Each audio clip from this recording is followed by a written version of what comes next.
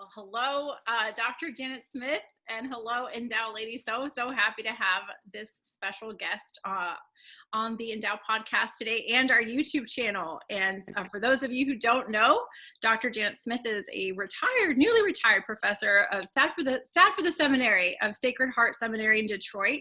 And she's also taught at Notre Dame and University of Dallas, and is an expert on Humanae Vitae and theology of the body. So it is my supreme pleasure, for reasons I'll get into in just a minute, to have you here with me today. And we're celebrating the 52nd anniversary of Humanae Vitae. And for those who are listening and watching, you still have time to join our online webinar on Humanae Vitae. So we're doing a special partnership with Couple to Couple League and the Guiding Star Project. And we're studying Endow's study on Humanae Vitae. We have about 500 women who are registered watching every week. So, there's still time to join it. And actually, this is the first online Endow study that includes men. So a lot of couples are doing it together, and that's great. So we love having the masculine genius here. But Dr. Smith, you will love this story.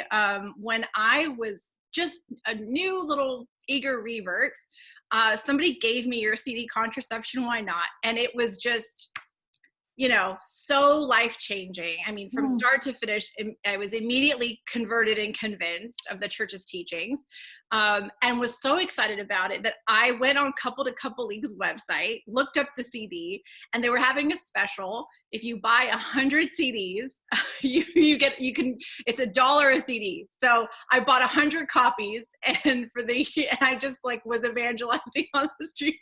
I now have it for downloadable for free on my webpage.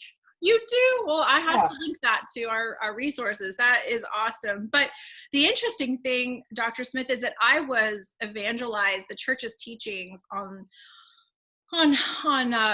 Humanae Vitae and all that through Anglicans, not through Catholics, through Anglo Catholics. And, my parents' generation certainly weren't taught the church's teachings on contraception and life. How did you find Anglicans that were? I went on a fellowship in DC and met these Anglicans who were running an intellectual fellowship program, and they were telling me to read John Paul II. But I mean, I'd gone to Catholic school, Catholic high school, and I had no idea about the church's teaching. So I'm really hoping that there will be women who are listening who are not just our faithful Endow women, but that our faithful Endow women would also share this podcast and this interview with women who are in the church, but who may not have encountered the church's teachings or maybe have encountered them vaguely, but don't really know, because I didn't. And I was very well-intentioned, very faithful Catholic, but I had planned when I got married to contracept in my marriage, because, of course, first couple years you contracept, then you have, it was that whole, mentality that I think a lot of Catholic women and men share, that, but if you aren't given a proposal otherwise, how would you know? So that was my experience until I encountered your work. So thank you so much for your work, and so happy to talk to you today. So 52 years since Humanae Vitae.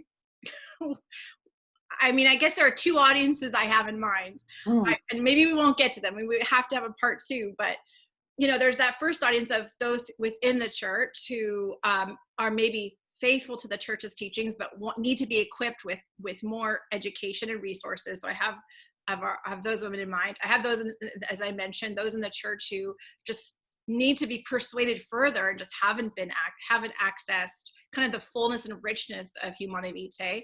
And then those that this interview might be shared with that are outside the church. And that's another thing that we're seeing in the data, is that there are more and more non-Catholics who are actually choosing not to use artificial birth control. So should we start with those within the church? Maybe we leave the secular world for a minute and just start within our own family about. To some extent, the arguments aren't that different for those in the church and outside the church. I mean, the church's arguments are based really upon the nature of the human person, right? Not some special revelations. We all know Scripture doesn't say do not contracept, though it's very clear in Scripture that God loves life. He loves babies. He multiplies. He multiplies food. He multiplies people. He just likes lots and lots of souls.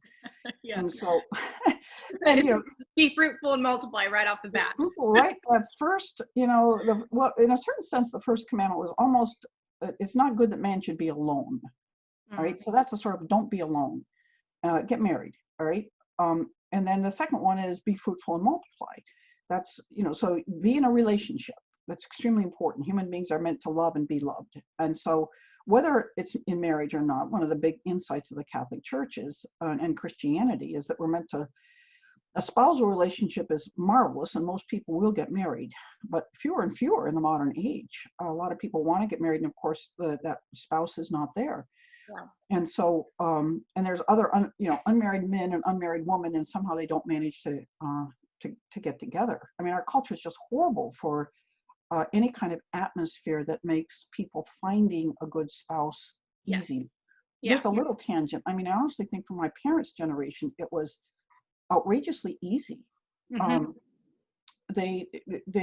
My father dated from the time he was in 10th grade, not our modern dating. You were supposed to call the girl up 3 or 4 days before the dance on Saturday night at the school.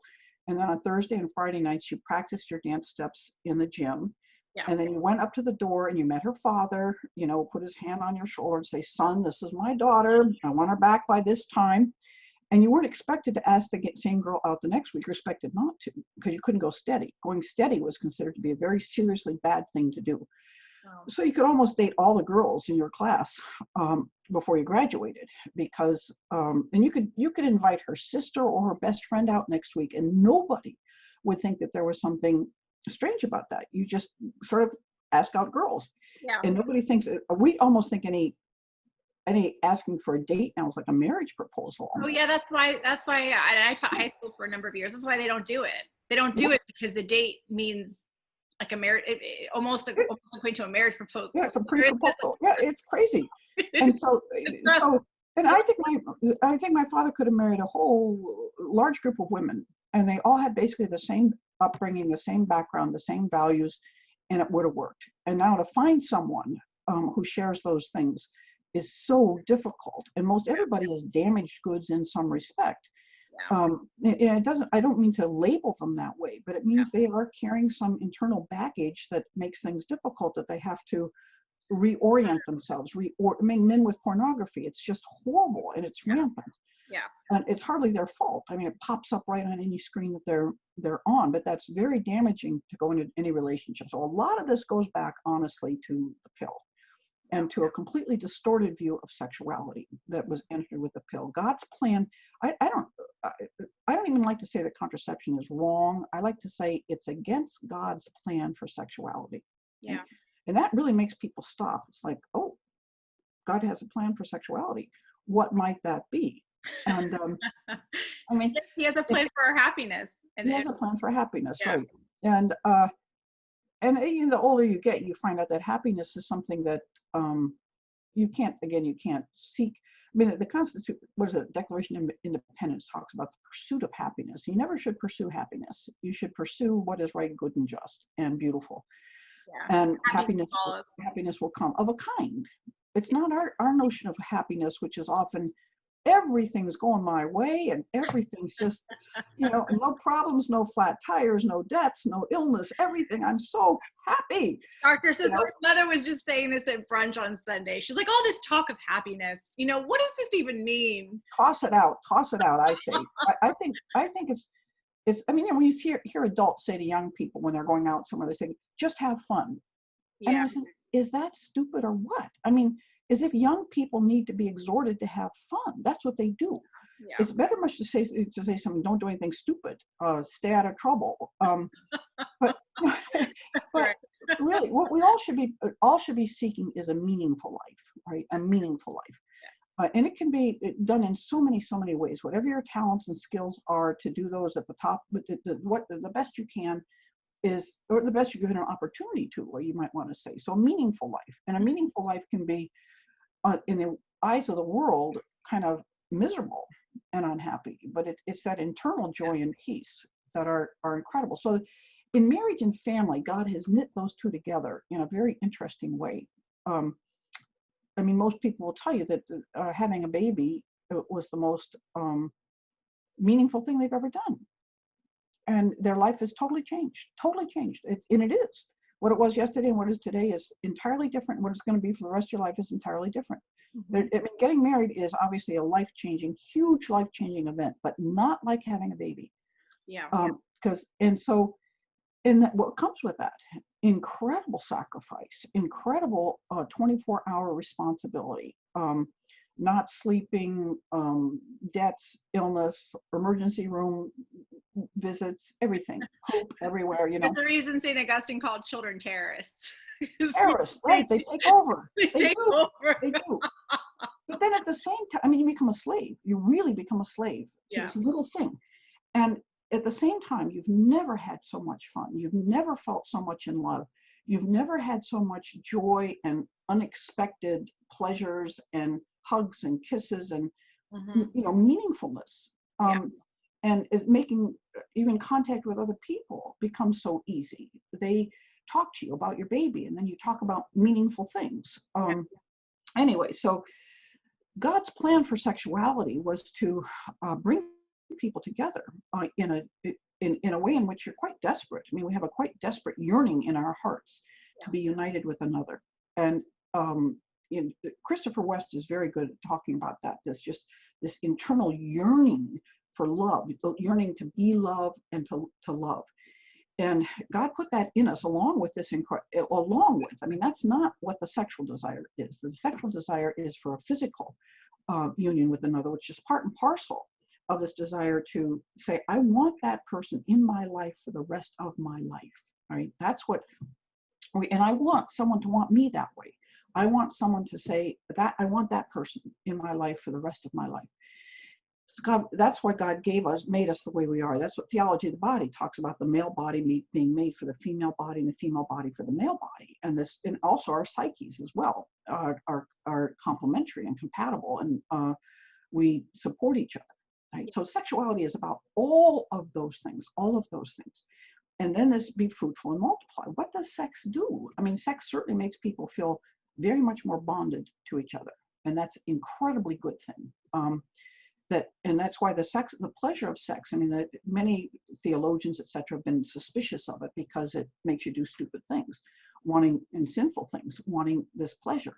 On the other hand, when it's with your spouse, it's something that just bonds you more and more and more. And one of the bonding features is that I could have a child with this person.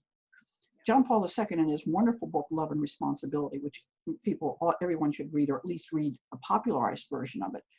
I mean, he definitely says that if you're having sex, you need to understand that you might have a child with this person. Right? That should be, it should be almost, I almost want to Sharpie it on every unmarried person's head. Sex leads, and John Paul II doesn't say sex leads to babies. He says sex leads to parenthood, right? Parenthood. You're going to become a parent with this person, right? And that means, would we be good parents with each other? That has to be like a deal breaker as far as a relationship is concerned. Would this woman be a good mother? Would this man be a good father? Now, you don't have to think in every respect, but you see all the promising signs and you say, I think we'll make good parents together. And you have to be devoted to that task.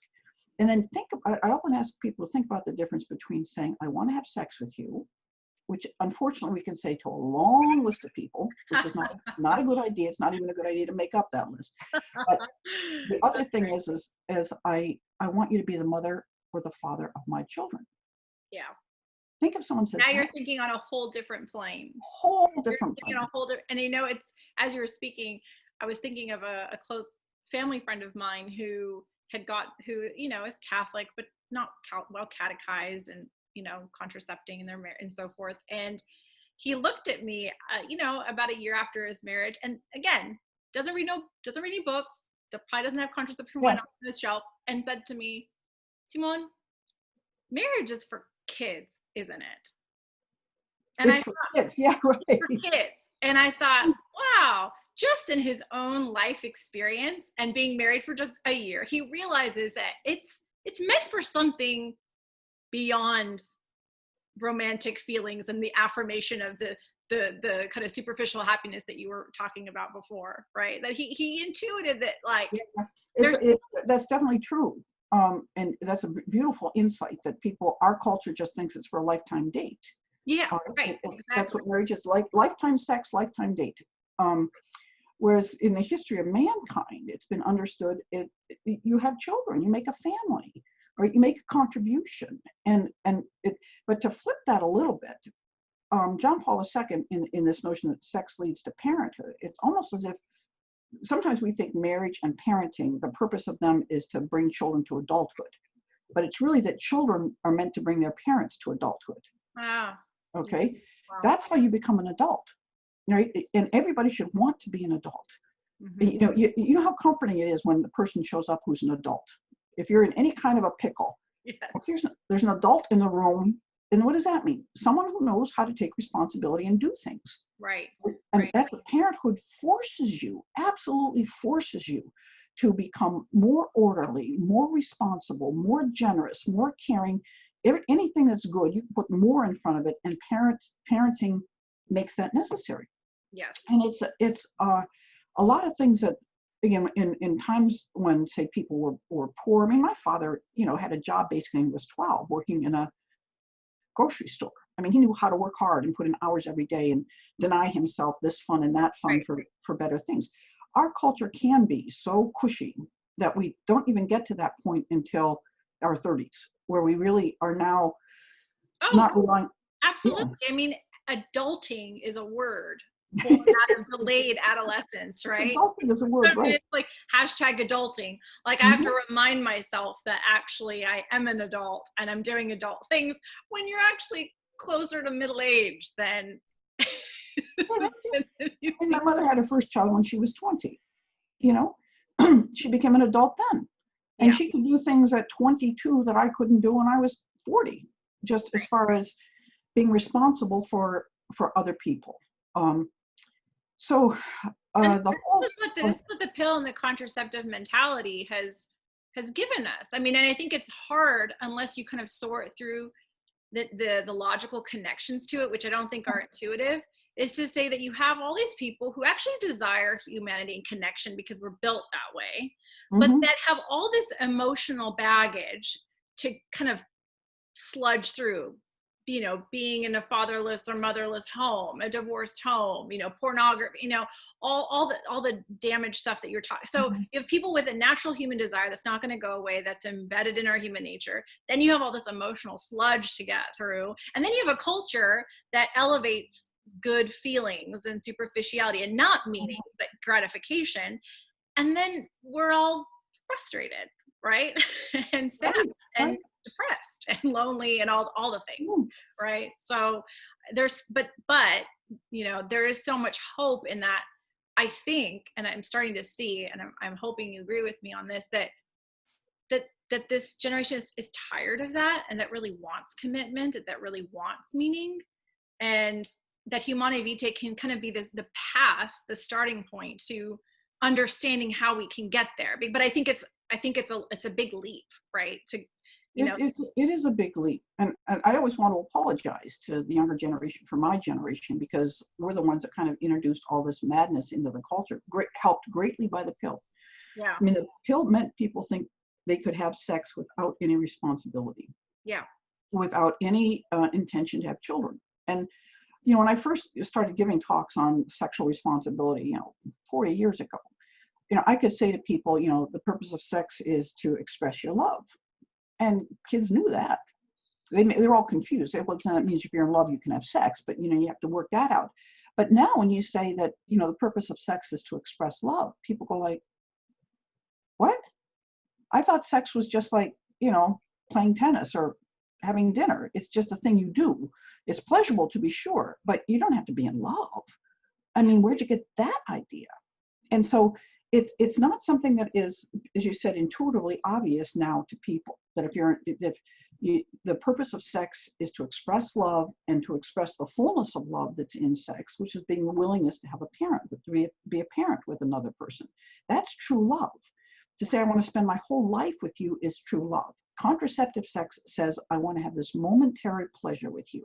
That's what the meaning of the body, the language of the body says. Contraception is just a moment, turns sex into basically a momentary act that is for the purpose of pleasure. Whereas non-contraceptive sex, which leaves in it the possibility of a child, is always saying forever. Yeah. It's saying, I'm making this forever, I'm engaging in this act that could bond us forever. And that's what I want. I want to be bonded with you forever. I don't want a temporary one-night stand. I want a lifetime with you. And to think that every sexual act could say that and mean that, think how much, I mean, it doesn't deprive sex of any pleasure. It enhances it immensely, all right? To think that my body is not just being used for his pleasure or even just my pleasure or for mutual pleasure. It's doing what God wants us to do, which is to be willing, to be ready and prepared for marriage and doing something that expresses our desire to be with each other for the rest of our lives. That's why it's so different from shaking hands or sharing a meal. And I've heard men say things like, well, sex is no different from shaking hands or having a meal. And of course, women go like, really? Because women say, I might get pregnant. And that's a whole lot different. And you could walk away. And that's why contraception seems to be important. But then on the other hand, it allows that kind of exploitation to take place. If women just said, I always say, you know, if a young man says, I want to have sex with you, and she likes him and would like to marry him, then she just says, yes, I'll have sex with you on the night we get married. Yeah. You know, and then he should be standing there saying, oh, right. That's right. That's right. That's right.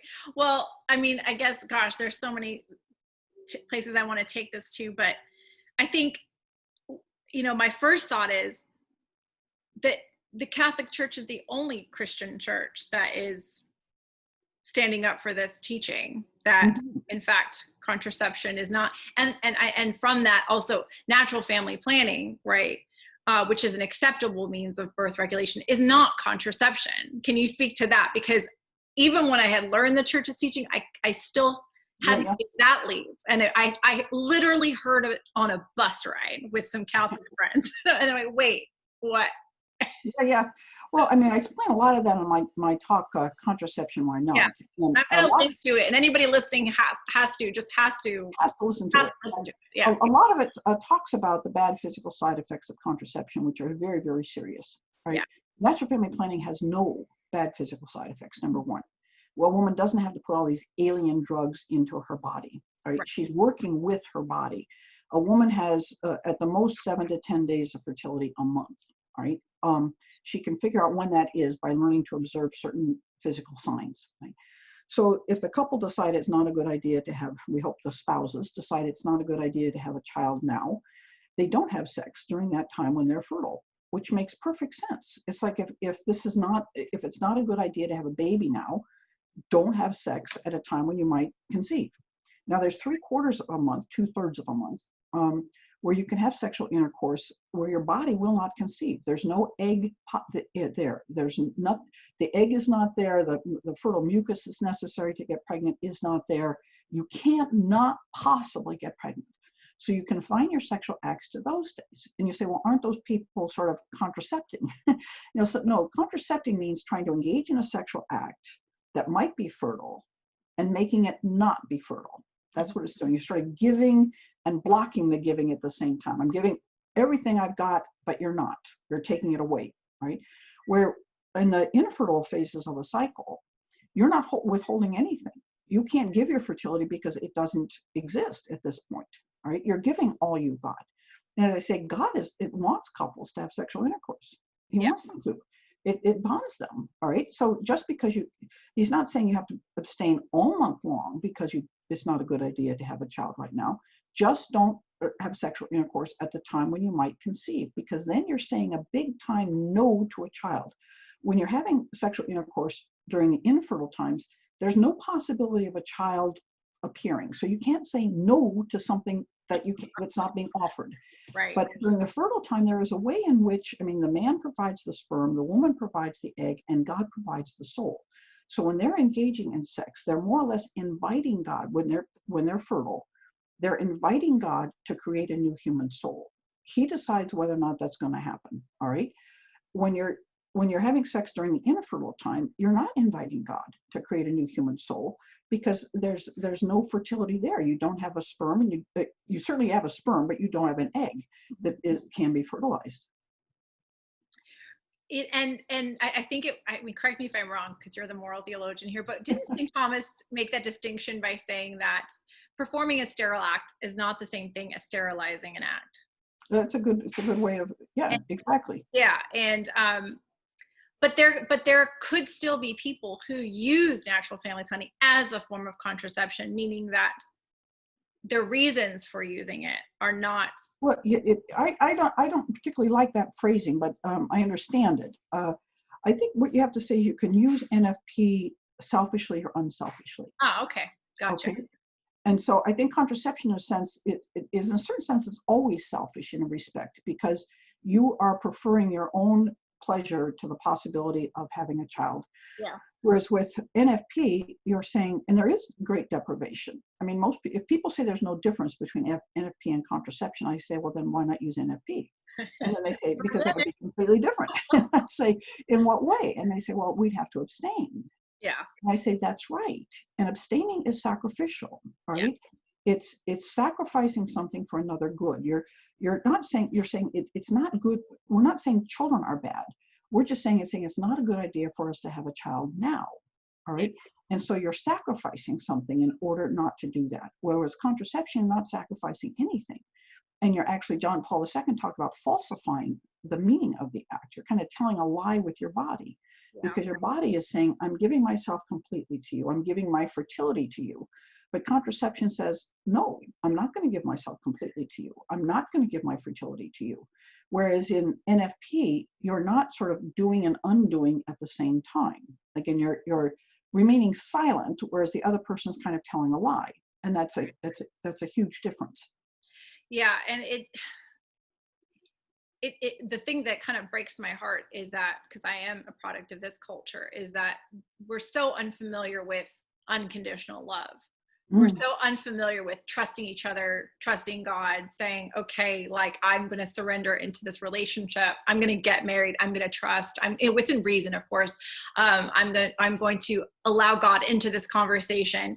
We're so afraid. We've become very calculated, very conditional on this idea of what a Catholic would consider a fruitful Catholic, trusting, inviting God in culture and life is so unfamiliar and so difficult. And so I consider my married friends very heroic in that they, because all the same emotional baggage and sludge as everybody else, but have done the work to strive to become adults, be who they're called to be, like you said, and take up that call. And it's not easy because the culture doesn't support that.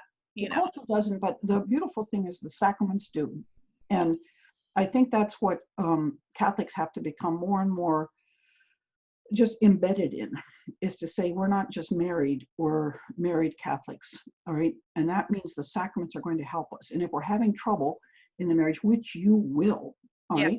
What does that mean? Go to confession more often, pray together more often, read scripture together more often, read about marriage, read about Catholic marriage.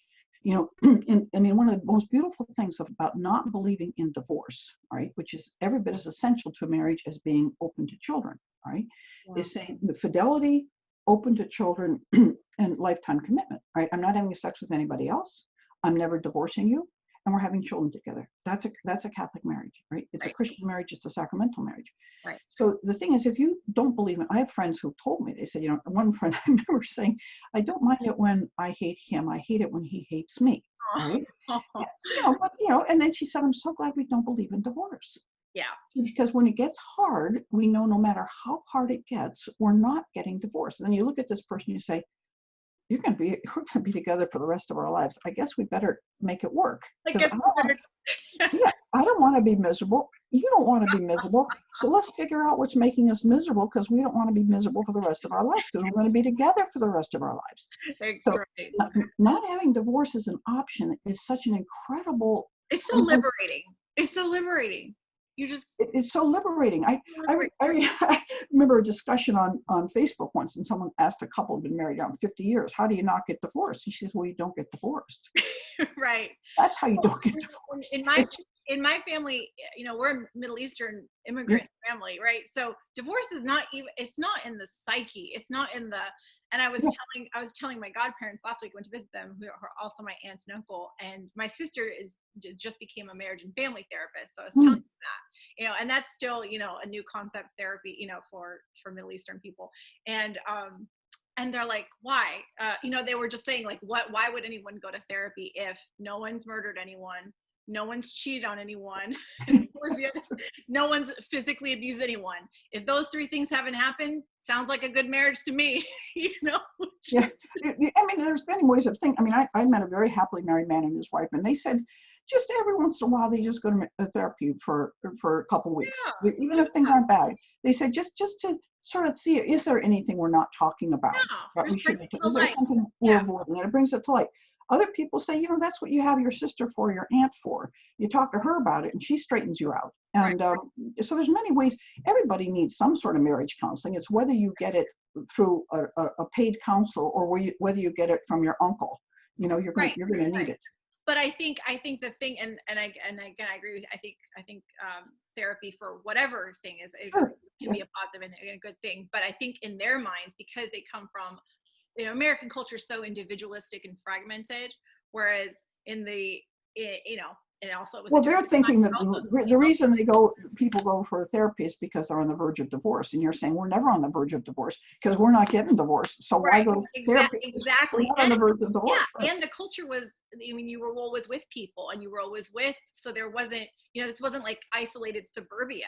This is like, you Right. know, your villages and neighborhoods where, you know, you saw what your neighbors were doing. You know, you weren't alone. Grandma was always there, you know, and I grew up with my grandma living in the house, so I was always watched, right? There was Yeah, and there will be an aunt that will say to you, "Stop being so critical of your husband. You're right, making him miserable." Or exactly. someone who will say to the husband, "Stop stopping at the bar every night. That's your wife is at home waiting for you." You know. You got involved, right? Yeah, right. Oh, yeah, that's so true. Um, so in terms of, like, you know, things like the epidemic of loneliness, the Me Too movement, pornography addiction, what else can I mention? You know, our human ecology. How can you fill in or make those connections between all those problems and the sexual revolution and the pill? I And don't know if I can do the COVID, or but not COVID, just I thought sorry, maybe you did. I I didn't say don't know if you COVID. did. I thought you did. Yeah. No, I meant No, I mean, ecology. since the pill completely changes our understanding of sexuality, instead of it, the purpose of sexuality is to form a family, right? And we think the purpose of sex is just pleasure. So you say again, why not have pleasure outside of marriage? What's in it? What you can avoid children, so they're all of a sudden you have all this sex outside of marriage. That is very bad preparation for marriage. Again, women do get pregnant. So what's the solution? Abortion, right? So if they weren't having sex, they wouldn't be getting pregnant. They wouldn't be having abortions, right? So what else is it? It leads to divorce because it's such bad. Most people, since they've lived, not median, somewhere around 3 to more people before they get married, they have learned much more about breaking up than staying together. All right, they've had sexual experiences with others. So you can't sort of say I've been waiting for this one person my whole life to come along. And sex has just been a minor. It's not a minor thing, but it's not an important thing. It's just a pleasure as opposed to an expression of love and commitment. So if you have sex because you just want pleasure, then why not with anybody who's available of the same sex or not the same sex, right? So it leads to same-sex relationships, right? And then you just keep going. Again, it's not good preparation for marriage. People get divorced. Then you have children raised without their father in the household. You get girls who are divorced by the men who are visiting their mother. You get boys who have homosexual appetites, which are often tied to not being fully affirmed by their fathers who are absent. So it just keeps cascading. And then I mean that if sex is just for pleasure, why not pornography? Right? Why do you need another person? Yeah. And then you become incredibly, really withdrawn and selfish, and you can't relate to a woman as a person. She is just strictly a sexual object. And so, sort of reverencing her as this great gift from God instead, and young boys, I mean, to think about these young boys being introduced to sexuality through pornography, and they actually think women like violence, that women like all these bizarre acts, and they think that they have to do them whether even they want them or not, because this is what they're seeing, women hungry for these things in pornography. And pornography is a huge destroyer of marriages, and divorce is a destroyer of just about everything. There's a marvelous book called Primal Loss by Lila Miller that talks about the lifetime effects of divorce on adult children. And I'm going to give it to a friend right now who's becoming friends with a man who was recently divorced, and she realizes that it's much more important that he pursue a relationship, try to win his ex-wife back, than for their relationship. She really wants to be married. She finds him attractive, but it's like, no, it's more important for him and She their really children. loves him, actually. And I'm going to give her that book, and she's going to give it to him, and I suspect it will have a profound impact.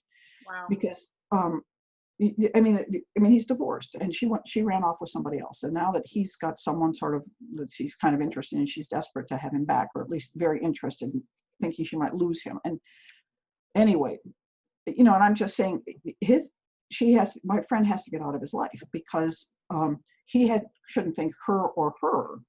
It should all be kids. What's best for the kids, not. And the best for the kids is to be with their biological father and their biological mother, and the two of them to become the adults they need to be there for the kids. You know what? You were reminding me of my first year in teaching high school moral theology, and I had a very blunt student. You always have that one. Yeah. Who raised his hand and said, "Miss Riz, everything that you're saying about God's plan for marriage and sexuality and all, I buy it. Sounds great." But yeah, it was so sweet. But I've never seen it. I've never seen it. And I've never seen a couple that hasn't cohabitated before marriage. Right. So, oh my gosh, if you haven't even seen it, right, then how can you believe it? You haven't even seen it. No, it's so. My dad would be 98 now. All right, he died when he was 88. The studies show that many of his generation, 85% were virgins when they got married. Right? Yeah. 85%. My dad was a very manly man. All right, women just deadly handsome. Yeah. Women, he walks by and they're all watching him. And but the thought of cheating on my mother never would have occurred to him. Never. Yeah. And he stayed married. They had 6 kids. And I would see young men whose fathers left their families come into our house and see my dad and say, watch him and just say, he's unlike other men. I didn't know that there were men that stayed with their families like that. I didn't know that. And it's been very powerful for various family members and others who just sort of come around. It's just towards seeing him and seeing my parents. They were very ordinary people. John and Ann Smith, their name suited them perfectly. So sweet. But they were married for 62 years, and so and people, they were sort of like one of the rocks of the community. If John and Ann Smith can do it, we can do it too. We just see it, and they're just seeing, who do they turn to for all the wisdom, for all the sagey advice, for or even the fact that this could be a possibility for them. I often like to speak about spiritual fatherhood and spiritual motherhood beyond just consecrated or celibates or priesthood, because I think we're living in a kind of not post-sexual revolution, but we're in a battle, and we need mothers and fathers like that, like your parents, to kind of adopt a bunch of. Oh, they did. Oh, yeah. And because the kitchen table was, just around the kitchen table. Come in the afternoon for a snack. Come after dinner for a snack, and just to sit. They have to see it. Yeah. All the instruction that young people got just by seeing it. Yeah, just by seeing it. Yeah. Oh my goodness. So Paul the Sixth, Saint Paul the Sixth, yes, prophet that he was. For somebody who is maybe considering studying Humanae Vitae, and it's not even a long document, can you give some encouraging words on the kind of value of studying Humanae Vitae? Because I know Endow has a great program. We do. For studying. It's a 35-page document. I remember years ago, there was a man named Rex Moses. Yeah, I believe he's still alive. He was a Protestant minister, and I went to a Catholic. I was speaking at an event, and he was speaking, and he and his whole family, an extended family, had become Catholics the Easter before. And he said the way that happened, he says, my wife and I had decided through the pro-life movement not to use contraception because some contraception causes an early term abortion. He said we'd have nothing to do with it, so we started using NFP. And my wife was trying to get me to read Humanae Vitae. And he said, she put a copy of it beside my favorite reading chair. And one day, all right, she said, read it sometimes. Oh, come on. So he read it. And he said he read it once, he read it twice, he read it 3 times. And he said, I want to belong to a church that teaches something like this. Wow. Right? And so, and as you said, when you listened to it, it just changed everything. And everything. And that it's so startling that it really says more about you and more about the document than anything else, because your heart is open to it. And obviously his heart was open for it. You weren't trying to lead a selfish life. Rex Moses wasn't, think of that name. Rex Moses wasn't trying to lead a selfish life. He was trying to lead a God-centered life. And so when he heard God's truth, boom, it just hit him. So, as you said, we have to strip away what our culture tells us and just say, I want to live by the truth. That's what I want. I want to live by God's truth. And then read Humanae Vitae and see what it says to you. And then, again, these Theology of the Body Institute programs. I'm so sorry about the COVID now. I mean, I've spoken several times for Theology of the Body week-long institutes that they have usually in Pennsylvania. Yeah, I've always wanted to do them, but didn't get a chance. Oh my gosh, the people that go there, some of them come year after year after year because it's so much fun. They get all this instruction. It's in a nice retreat area, long walks in the woods, and beautiful people to meet. Mass, confessions, adoration, and it's totally life-changing. And people always use that word. It's just completely life-changing. They understand themselves in God's universe in a way in which they never did before. And they have more respect for themselves, for the importance of themselves. And God made me with an immortal soul, and he wants me to be with him for an eternity. And he loves me so much that he sent his son, he sent scripture, he sent the church, he sent all these things trying to get you. And then all these other people too. And he says that he loves all these people in the room that to that same insane degree, in the same degree that we do our children. I mean, that's what one of the best things about being a parent, I think, is just sitting and looking at that child, where in your lap over there, you would die for that child. I mean, most teenagers think my parents want to kill me, and that's true too. But it is also true that they would die for that child. And why is that? That love is so powerful. And so God did die for his children. And so it's that love, and you say, I want to be worthy of that. I don't want to throw that away. I don't want to waste my life seeking after shallow pleasures when God has such a greater joy waiting me. Yeah. Yeah. So following out this one little teaching will bring you into this vista of the world that is so much better than just, binge watching whatever. Not that that's not okay on occasion, but if that's you say, well, what I really want to do is binge watch something, as opposed to what I really want to do is honestly be with other Christians and just enjoy life, enjoy the beautiful world that God has given us. Well, and it's so interesting that and I remember where I was really bold in my 20s. Not that I'm not bold anymore, but there's right. I was going to say that. I don't think that's something about it. But I remember going to my secular, this is when I was in the secular world, and I had your CDs and I had a bunch of Protestants in the office, or a lot, and I'm just handing them out, I'm just like, hey, you got engaged recently, check it out, and I remember a coworker who was an evangelical saying, actually her and her mother were both, the mom was the vice president of the company and her daughter was the assistant vice president, something like that. And her mom said, this is just God's way, Mm-hmm.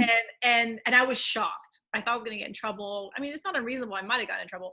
And her daughter said, I feel objectified by my husband, and I'm starting to understand why in my marriage. And that didn't even occur to me.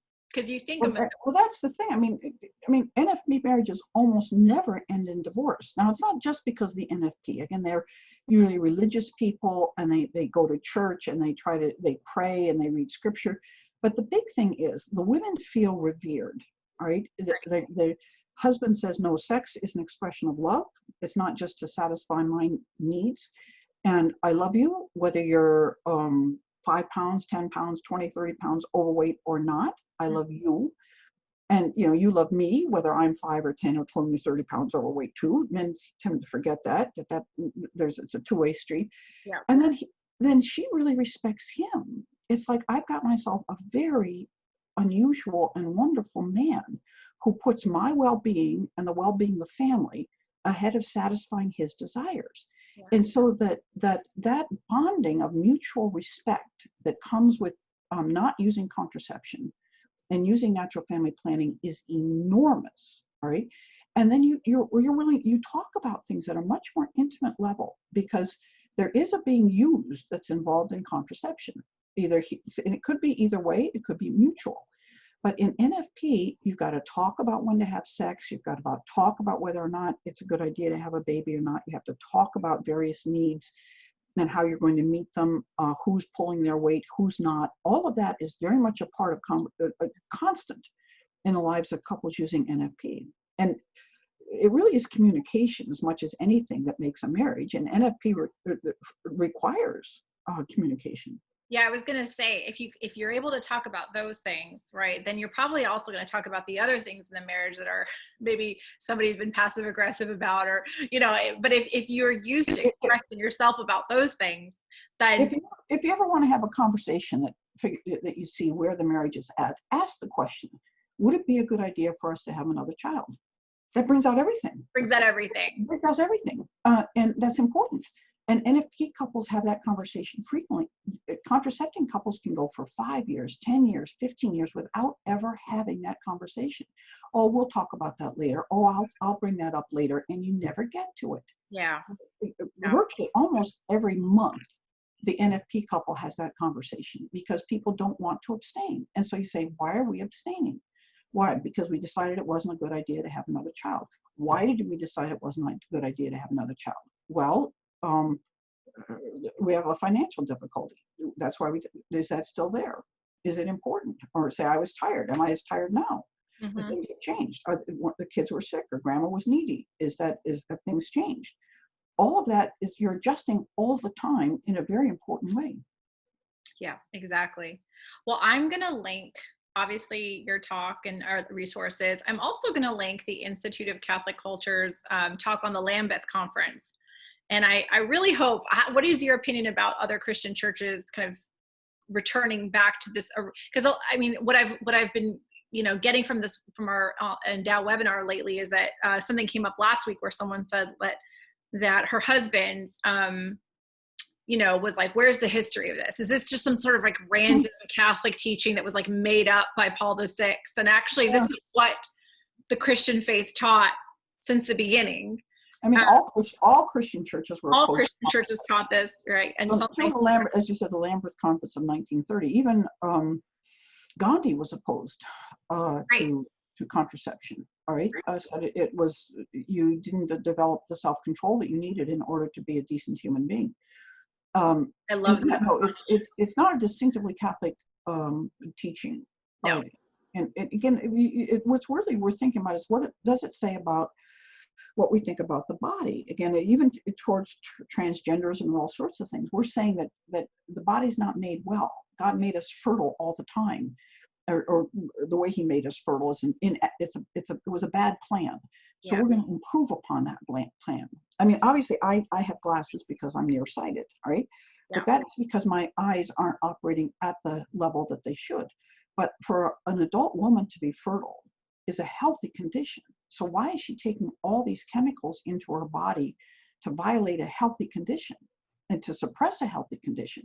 And it's a condition that is, as you learn more about a woman's hormones, that changes how men and women interact when she changes her hormones every month. There is chemistry. That's the right word. There's chemistry between men and women. And women are much more likely to be attracted to a man who's biologically suitable to being a father and compatible in other ways when she's not using a chemical contraception. Yeah. People go, really? And I say, yeah, really. Go look it up. Go look up women's hormones relationships. No, and this was always crazy to me because even when I thought like artificial contraception was okay, I thought never would I put, I mean, I'm from California. We eat organic vegetables and we're kind of hippies, but like, why would I put poison in my body or something toxic in my body, but then have like an organic fruit salad? You know, it just, Well, and it's these are prescribed for steroids. it's prescribed for everything. Acne I mean, how many high school students came to talk to me after class to be like, "Oh, I have an acne problem," and they want to put me on the birth control pill? I'm like, "What? Has every other thing been exhausted before you take such a dangerous substance?" I mean, there's one of my friends made a pamphlet that said something like, you wouldn't give him steroids. Why do you give them to her? Yeah. And these are steroids. And then they won't give steroids to boys who want to build up their muscles. They say, go to the gym. Right. And a girl shows up and she says, something, and they say, well, change your diet. Don't give her steroids. They're very bad for her. Yeah. So after school, I was doing like dermatology sessions because it's like there's so many other things you could do. Anyway, well, this was such a pleasure talking to you. There's so many more things that I could talk to you about, of course, and we touched on how this puts women and children and families at a disadvantage, but also, especially in these like racially tense times, how for the African American communities especially, this is this sexual revolution has not been good for them. But anyway, a conversation for another day, Doctor. Right. So anything else you want to say before we say goodbye today? And this was such I appreciate your zeal for wanting to get this message out. I mean, we do want people to be happy. We don't want people to be miserable, but and this is it. I mean, you have to knuckle down, buckle down. And we're accommodating the sexual revolution. It hasn't been helpful to say the least. No, it has not been helpful. Thank you so much. Thank you. Good to talk to you.